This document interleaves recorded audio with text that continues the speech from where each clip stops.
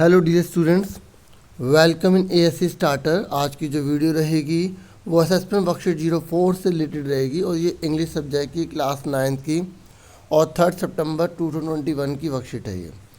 ठीक है, फटाफट स्टार्ट कर देते हैं आज की वर्कशीट को जो असेसमेंट से रिलेटेड है। तो देखिए यहाँ पर जो फर्स्ट क्वेश्चन है इसमें डिटरमिनर्स के बारे में बोला गया है। तो मैं आपको थोड़ा सा पहले डिटरमिनर्स के बारे में बता दूँ कि डिटरमिनर्स वो वर्ड होते हैं जो नाउन से पहले यूज़ किए जाते हैं, और दूसरी बात ये बताते हैं कि नाउन का जो यूज़ है वो किस लिए किया गया है, किस प्रकार से किया गया है। समझ में आ गई। और दूसरी बात, डिटरमिनर्स के आपको टाइप पता होना चाहिए। जैसे पहला है आर्टिकल्स, होते तो इसको और भी टाइप्स हैं लेकिन जो आपकी वर्कशीट में आए थे वही वाले बता रहा हूँ। जैसे पहला है आर्टिकल्स, दूसरा है डेमोन्स्ट्रेटिव, है ना। आर्टिकल्स में आपको पता होगा ए अंदा लगाते हैं। डेमोन्स्ट्रेटिव में दिस दैट दिस दोज आता है। जैसे जो दिस होता है वो पास के लिए लगाया जाता है ना, और जो दैट होता है वो दूर के लिए लगाया जाता है। लेकिन ये जो एक जने के लिए लगाया जाता है ये भी एक जने के लिए लगाया जाता है। ऐसे ही दीज होता है, जो दीज होता है वो इसका मतलब ये होता है, ये प्लूरल सेंस में होता है। ऐसे ही दोज होता है, ठीक है, इसका मतलब वे होता है और ये भी प्लूरल सेंस में होता है, मतलब एक से ज़्यादा के लिए। लेकिन दो दूर के लिए लगाया जाता है और जो दीज है वो पास के लिए लगाया जाता है। ठीक है, ऐसे ही जो है पॉजेसिव हैं जिसमें हम अधिकार की बात करते हैं। माई हो गया, योर हो गया, हिज हो गया। ऐसे क्वांटिफायर्स होते हैं, ठीक है, जो क्वांटिटी को शो करते हैं। जैसे सम हो गया, एनी हो गया, फ्यू हो गया, लिटिल हो गया। और फिर न्यूमरल जो नंबर्स में होते हैं जैसे 1 2 3 फर्स्ट सेकंड थर्ड, है ना, ऑर्डिनल। तो ये तो थोड़ा सा इंट्रोडक्शन था, फटाफट अब करते हैं। पहले क्वेश्चन में यहाँ पे हमसे डिटरमिनर्स में पूछा गया है कि do you have dash post cards. तो यहाँ पर जो पोस्ट कार्ड्स है, तो यहाँ पर जो नाउन है पोस्ट कार्ड, तो उसके लिए कौन सी चीज़ यूज़ होगी, एनी यूज़ होगी। ठीक है, कि क्या आपके पास कोई पोस्ट कार्ड्स है। ठीक है, तो आपको सेंटेंस को पढ़ के उसका मीनिंग भी अच्छे से क्लियर होगा, तभी आप आराम से उसे कर पाएंगे। नेक्स्ट है कि there are dash countries in the world where the population is not growing fast. ये कह रहा है कि मतलब बहुत सारी ऐसी कंट्रीज़ हैं जहाँ पर पॉपुलेशन बहुत तेज़ी से नहीं बढ़ रही है। तो यहाँ पर मैंने लगाएंगे क्योंकि हम कंट्री को जो है काउंट भी कर सकते हैं। 1 country, 2 country, second country, third country, ऐसे बोल सकते हैं ना, तो इसलिए मैंने लगाएंगे। उसके बाद नेक्स्ट है we have not had dash rain this monsoon, कि इस मानसून में ना जो है ज़्यादा बारिश नहीं आई है, और बारिश को जो हम काउंट नहीं कर सकते। ठीक है, तो अधिक बारिश नहीं है तो मच लगाएंगे यहाँ पर। ठीक है, यहाँ पर मच लगाएंगे क्योंकि आप ये सुना आपने, एक रेन नहीं है, 2 रेन नहीं है, नहीं ना। नेक्स्ट है फोर्थ, उससे बोला कि पीपल आर स्टैंडिंग हेयर, तो यहाँ पर सम लगाएंगे। जैसे सम भी जो है काउंटेबल के लिए लगाया जा सकता है, और लिटल तो लगाते ही नहीं काउंटेबल के साथ। ठीक है, आप लिटल वाटर तो बोल सकते हो, है ना, लेकिन लिटल पीपल नहीं बोल सकते। ठीक है, तो यहाँ पर क्या लगेंगे, सम। और जो लिटल है ना, बिल्कुल वो अगर उसमें भी 3 पार्ट होते हैं। अगर खाली लिटल लिखा है तो ये मतलब ये है कि ना के बराबर है। किसके बराबर है, ना के बराबर। ठीक है, और अगर उसके आगे ए लग गया है तो थोड़ा सा है, थोड़ा है।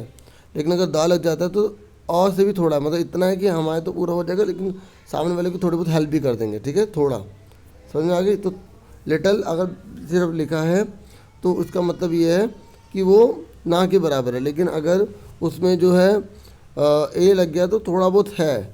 ठीक है, उसके बाद अगर उसमें दा लग जाता है तो मतलब इतना है कि हमें तो हो जाएगा पूरा, लेकिन सामने वाले की भी थोड़ी बहुत हम हेल्प कर देंगे। ठीक है, समझ में आ गया आप सबको। तो लास्ट है she got her visa without dash problems, उसे जो है वीज़ा मिल गया बिना किसी प्रॉब्लम के, तो यहाँ पर एनी लगाएंगे। ठीक है, बिना किसी प्रॉब्लम के। तो ये पहले वाला हो गया पूरा। होप आपने भी इसे किया होगा तो आपके भी सारे सही होंगे। बाकी जिनको अभी तक समझ में आया तो वो वर्कशीट जो है देखो, उससे अच्छे से प्रैक्टिस करो। बाकी मैंने इसमें थोड़ी बहुत समझाने की कोशिश की, क्योंकि ज़्यादा समझाऊंगा तो ज़्यादा टाइम इसमें निकल जाएगा। तो ये पहला क्वेश्चन होप आपको क्लियर हो गया होगा। उसके बाद नेक्स्ट है आपको जो है यहाँ पर मॉडल जो है वो फिल करने हैं। तो पहला यहाँ पर बोला गया है कि डैश यू लिव लॉन्ग, तो यहाँ पर आशीर्वाद देने की बात हो रही है, तो मे का जो यूज़ है वो ब्लेसिंग के लिए लगाया जाता है। ठीक है, तो पहले वाले में क्या लगाएंगे, मे लगाएंगे। नेक्स्ट है dash I sit here for some time, तो कि क्या यहाँ पर मैं जो थोड़ी देर के लिए बैठ सकता हूँ, तो परमिशन की बात हो रही है तो यहाँ कैन लगाएंगे। नेक्स्ट है dash I use your phone, तो यहाँ पर भी एक तरह से वो उससे परमिशन ही मांग रहा है कि भाई मैं क्या आपका पेन यूज़ कर सकता हूँ, तो यहाँ कुड का यूज़ करेंगे, ठीक है, कर सकता हूँ आ रहा है। नेक्स्ट है बीइंग अ रिसेप्शनिस्ट, मतलब एक रिसेप्शन होने के नाते she will type a letter, तो she will have to type a letter, ठीक है। जो मोडाल्स होता है ना, तो उसमें हैज़ का यूज़ नहीं किए करते हम, चाहे वो शी हो, ही हो या आई हो, सबके साथ हैव लगाया जाता है, लेकिन अब देख लेना वहाँ मोडास लगा हुआ है, ठीक है। विल लगा, अगर नहीं भी विल होता तो अगर हम मोडास में लगाते तो हम हैव टू का यूज़ करते, ठीक है। तो क्योंकि हम यहाँ पे मोडास की बात कर रहे हैं। होप आपको अच्छे से क्लियर हो गया होगा किसका क्या आंसर है। She will have to type a letter. Next है अ जज डैश बी जस्ट, देखो जज की तो ये रिस्पॉन्सिबिलिटी है, ये ऑब्लिगेशन है कि उसको न्याय करना ही करना है, तो इसलिए यहाँ पे मस्ट लगाएंगे, क्या लगाएंगे, मस्ट लगाएंगे, ठीक है। तो इस तरीके से आपको सारे समझ में आ गए। पहले वाले में मे, दूसरे वाले में कैन, तीसरे वाले में कुड, चौथे वाले में हैव टू, पाँचवें वाले में मस्ट। अब आ जाइए थर्ड क्वेश्चन पर। अब देखो ये जो क्वेश्चन है साउंड ऑफ म्यूज़िक, जो आपकी बिहाइव की बुक है, उसमें जो है 2 चैप्टर्स आपके हैं, एक बिस्मिल्लाह खान से रिलेटेड है और एक जो है आपके एवलिन से रिलेटेड है।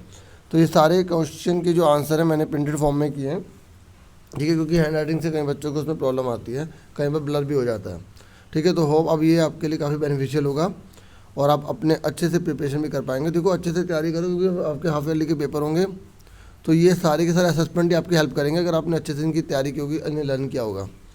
तो पहला क्वेश्चन है who was deaf in the lesson, ये कह रहा है कि लेसन में कौन डेफ था, मतलब कौन बहरा था। When was her deafness first notice, और उसका जो बहरापन है वो पहले कब नोटिस हुआ। देखो 2 क्वेश्चन इसमें एक और आता है कि उसकी जो डेफनेस है ना वो कब नोटिस हुई, और एक और आता है कि उसकी डेफनेस कब कन्फर्म्ड हुई। तो अब आप इसका आंसर तो देखो, लेकिन जिसको पता होगा ना कि इसकी डेफनेस कब कन्फर्म हुई तो वो मुझे कमेंट बॉक्स में जरूर बताना, नहीं पता तो बुक से ढूंढ के बताना, चैप्टर पढ़ के बताना, ठीक है। ये क्वेश्चन आपके लिए छोड़ रहा हूँ। अब ये फटाफट इसका आंसर देखो, इसका आंसर तो करवा रहा हूँ, मतलब एक्स्ट्रा क्वेश्चन आपके लिए छोड़ रहा हूँ, कहीं आप कंफ्यूज मत होना। इसका आंसर देखो आप, तो यहाँ पर आंसर है Evelyn was deaf in the lesson, ठीक है। एवलिन ही थी जो डेफ थी, बहरी थी, ठीक है।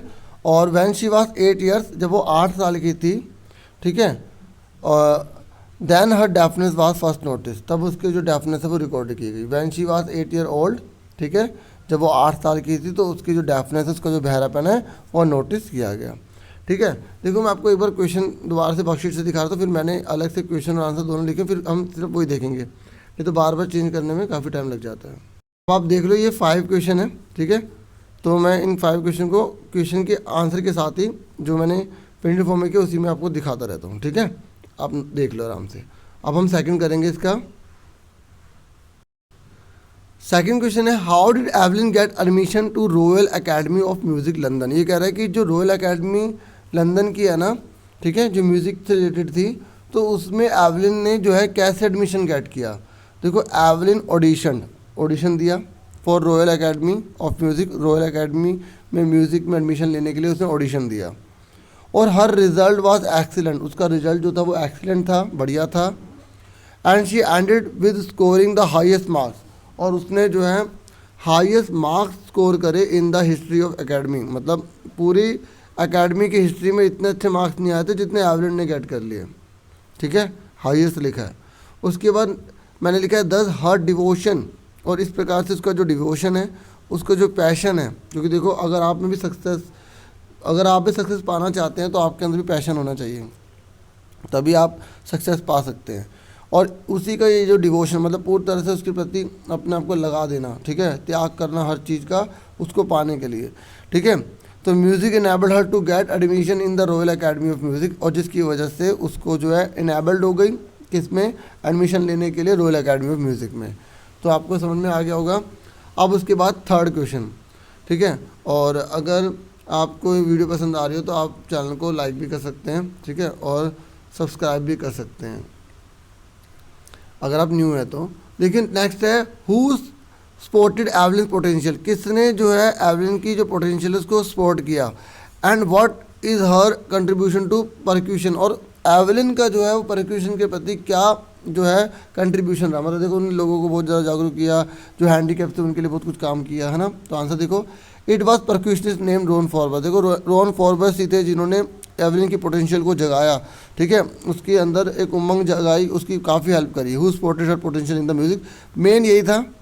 अगर आप ये नहीं लिखना चाहते तब भी कोई बात नहीं, केवल आप पहले वाले के लिए ये लिख देंगे तो भी बहुत है। देखो आप देखेंगे मैंने अलग अलग में करा है, क्योंकि जो जो क्वेश्चन पूछेंगे तो पहले वाले का अलग लाइन में तो बाकी का अलग लाइन में, ठीक है।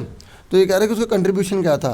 तो Evelyn has contributed to percussion by securing for it a front place in orchestra. देखो ऑर्केस्ट्रा में जो है वो एक फर्स्ट प्लेस लेकर आई, ठीक है, और उसको आगे लेकर आई, तो जिसकी वजह से जो है उसने काफ़ी कंट्रीब्यूशन किया उसको फेमस करने में। और शी हैज़ गिवन इंस्पायरेशन, उसने बहुत से लोगों को इंस्पायरेशन दी जो हैंडीकैप्ड थे, ठीक है, ताकि वो म्यूज़िक को परस्यू कर सकें, ठीक है, उसको गेट करने की कोशिश करें, उसको उसमें इंटरेस्ट लें इस तरीके से। उसके बाद फोर्थ क्वेश्चन पर आ जाइए। फोर्थ में पूछा गया है व्हाट डिड औरंगजेब, अब ये जो है बिस्मिल्लाह खान जी से जो रिलेटेड चैप्टर है ना, उसका जो सेकंड पार्ट है वो है। तो what did Aurangzeb ban in his palace, palace मतलब महल, तो महल में जो औरंगजेब है ना उसने क्या जो है बैन कर दिया था। तो जो उसने बैन किया था वो की थी पुंगी, ठीक है, बिल्कुल शहनाई की तरह थी, लेकिन उसकी जो साउंड थी वो अनशीलिंग थी, मतलब सही नहीं थी, अनप्लीजेंट थी, हम ये भी कह सकते हैं। How is the shehnai different from pungi, तो पुंगी और शहनाई में क्या डिफरेंट है, तो मैंने यहाँ नंबर के हिसाब से दो ही बताए हैं कि shehnai was the refined version of pungi, मतलब वो उसका एक नया वर्जन है, पुंगी पुरानी थी वो नई बनी। और शहनाई हैड प्लीजेंट साउंड, शहनाई की बहुत अच्छी साउंड होती है, जबकि पुंगी की जो है वो अनप्लीजेंट साउंड होती है। समझ में आ गया आपको। उसके बाद आगे है हमारा क्वेश्चन, देख लेता हूँ कौन सा है। उसके बाद लास्ट है हमारा फिफ्थ क्वेश्चन, ठीक है। Who change the perception of shehnai, जो शहनाई है ना उसकी जो परसेप्शन है, मतलब जो उसकी सोच है, किसने चेंज करी। मतलब पहले शहनाई सिर्फ ऐसी बजाई जाती थी, लेकिन बाद में उसको जो पवित्र जगह है और जो होली प्लेस है वहाँ पर भी उसे यूज़ करने लग गए, ठीक है। तो और शहनाई का नाम शहनाई कैसे पड़ा है, तो आप इन सारे क्वेश्चन को अच्छे से लर्न कर लेना, क्योंकि ये सारे इंपॉर्टेंट क्वेश्चन ही हैं बहुत ज़्यादा, ठीक है। और जिन्होंने लर्न करके कर रहे हैं तो वेल एंड गुड, बहुत बढ़िया, ठीक है।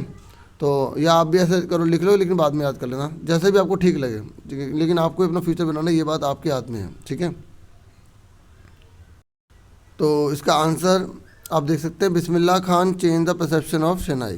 बिस्मिल्लाह खान ही है जिन्होंने परसेप्शन पूरी चेंज करके रख दी, ठीक है। जो लोगों ने परसेप्शन बना रखी थी इसके बारे में, जो उसके बारे में एक जो सोच बना रखी थी वो सारी चेंज कर दी बिस्मिल्लाह खान ने, एक अच्छी सोच बनाई।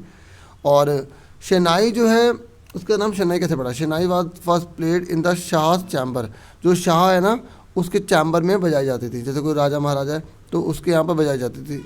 और it was played by barber, एक नाई ने बजाई, बारबर मैंने नाई, तो शाह नाई, तो इससे क्या बन गया, शहनाई बन गया।